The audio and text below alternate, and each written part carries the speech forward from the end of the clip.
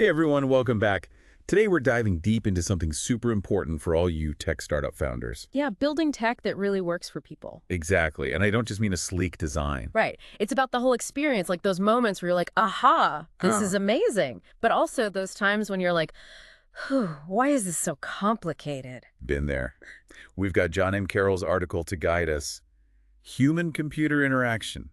Psychology as a science of design. It's a goldmine for founders because it shows how our thinking about tech design has evolved. Okay, so back in the 70s, there was this thing, software psychology. It seems obvious now, but back then. What was revolutionary? Back then, software development was all about the tech. The faster and more powerful, the better. They weren't really thinking about the humans using it. So those clunky old systems. Exactly. Software psychology came from this need to make tech more user-friendly. So instead of just code, they started thinking about the humans using it.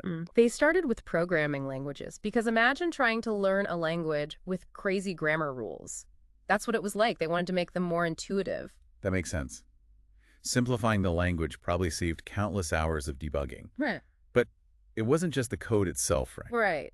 They watched how people were actually using the software, like when you're using an app and you get stuck. They were like detectives trying to figure out how to make systems more forgiving. Fascinating. Yeah. So even back then, it was about the user. How did they actually put these ideas into practice, though? Wasn't the waterfall method the norm back then? Yeah, and the waterfall method with all that planning up front just couldn't keep up with how humans actually behave. You could design the perfect system, but then... Real users come along and mess it all up. Exactly. The article talks about how some pioneers, even back then, started pushing for a more flexible, feedback-driven way of doing things. So like early agile development? Exactly. And the article talks about Henry Dreyfuss. He designed the interiors of Lockheed airplanes back in the 40s. Talk about pressure. But instead of assuming he knew best, He actually talked to users. he prototyped his designs and watched how people use them. He even did test runs with full flights of passengers. Whoa, that's next level user feedback. I bet those in-flight observations led to some big changes. Definitely. Dreyfuss realized people wanted airplane seats to feel like comfy armchairs, not just functional devices. Huge lesson for founders there. Sometimes the best solutions come from seeing how people actually behave. So true. Sometimes the best way to innovate is to get out of the way. We've gone from software psychology to this need for flexibility. Yeah. What were the next big changes? In the 80s, we get usability engineering, and it wasn't just a buzzword. That sounds kind of intimidating. What is it exactly? It brought in the idea of setting measurable goals for usability. Like, instead of just saying we want it to be user-friendly, you say 80% of users should be able to do X in under 2 minutes. So data-driven design. Yeah. Music to a founder's ears. Exactly. And this went hand in hand with making design more collaborative. Users weren't just lab rats anymore, they became active participants. So that's how we got to where we are today. Yeah. But tech was changing fast. Did human-computer interaction keep up? It did, but it wasn't always easy. Technology got more complex, so designing for usability got harder too.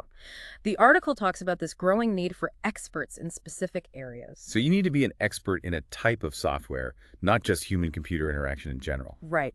Designing for financial analysts is totally different from designing an educational game for kids. You need to understand the context. But could all this specialization make the field fragmented? Good point. The article talks about that too. It says we need more integration across specializations. So balance specialization with collaboration, like a good founding team. Exactly. Deep expertise is great, but it's important to zoom out and see the big picture too. If all you have is a hammer. Everything looks like a nail. Exactly. The article also talks about design rationale, which is basically... Mapping your design decisions. Right, like why this layout or this color scheme. It's like a design diary for your product. So future designers know what you were thinking. Exactly. It helps build a shared understanding. And it's not just about the successes, right? You document the lessons learned from mistakes, too. Love that. It's all about learning and iterating. Yeah. But it's not just about what we design. It's how we design it. This reflection is so important. You got it. And that leads to another important point, the social implications of technology. We're not just designing for individuals anymore, but for communities and society. It's about responsibility, right? Exactly. As the field matures, we're realizing the consequences of what we create. It's not just about usability, it's about making things that make the world better. So aligning your products with your values. Yeah, and asking tough questions. Who benefits from this? Who might be left out? What are the unintended consequences? Every founder should be asking themselves those questions. It's not just about success, it's about responsibility. Couldn't agree more. That's the power of this field shaping a better future. But how do we get there? That's the million-dollar question. Hmm. And I think this article gives us some clues. Right, and thankfully there's more to uncover. It goes right to the heart of those social connections. Let's dive in. I'm ready to hear where this goes. It's funny how this field, human-computer interaction, it had to evolve too. Right. It went from this niche thing that people kind of dismissed to being essential. Totally. You can't escape all the talk about user-centered design now. And this article really shows that shift. Back in the day, they were really trying to prove this wasn't just about intuition, it was real science. That's where measuring usability comes in. Exactly. Instead of saying it's easy to use, you'd say 85% of users can do X in under a minute. Hard data. Founders love data. So this data-driven approach, it must have changed the whole development process. Absolutely. Usability engineering led to all these new tools for iterative design, like those early prototyping tools we talked about. It was all about testing, getting feedback, refining. So user-centered, iterative, data-driven. But tech was evolving so fast, did the field keep up? It did, but it was tough. As tech got more complex, designing for usability got harder too. The article talks about how we needed specialists. So you need to be an expert in a type of software, not just human-computer interaction. Exactly. Designing for, say, financial analysts, that's totally different from designing a game for kids. Different users, different needs. Exactly. The context matters. The article really emphasizes that. Makes sense. But does that specialization make the field fragmented? That's a great question, and the article talks about it. It says we need to connect those specializations. So you find a balance, like a good founding team? Yes. Deep expertise is important, but so is the big picture. Right, like that saying, if all you have is a hammer. Everything looks like a nail. Yeah. Exactly. The article also talks about something called design rationale. It's basically, Keeping track of your design decisions. yes, why this layout? Why this color scheme? Like a diary for your product. So future designers know why you did what you did. Exactly. It keeps everyone on the same page. And you don't just document the good stuff, right? Right. You learn from the mistakes, too. So important. Learning and iterating. But it's not just what you design, it's how you go about it. This reflection is key. Yes, and that leads to another big thing. Thinking about the impact of technology on society. We're not just designing for one person anymore. It's a huge responsibility, right? Absolutely. As we realize how powerful tech is, we have to think about the consequences. It's not just about making things usable. It's about making things that are good. Aligning your products with your values. Exactly. And asking tough questions. Who benefits? Who might get left behind?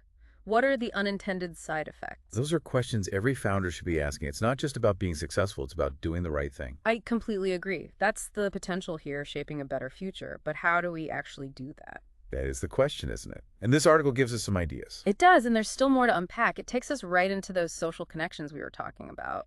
Let's get to it, because I want to hear where this goes.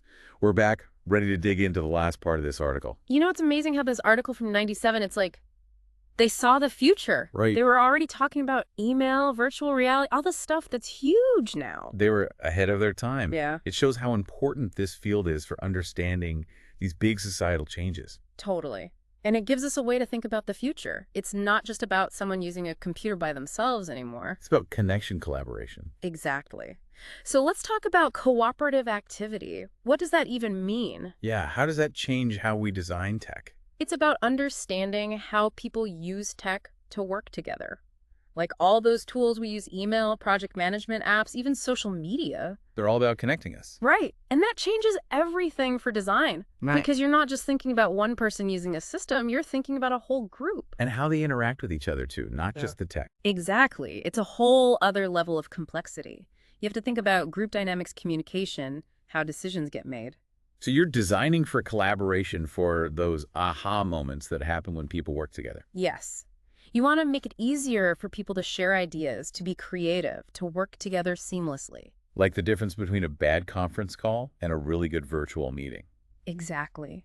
The right tech can make a huge difference. It makes me think about all those startups building online communities.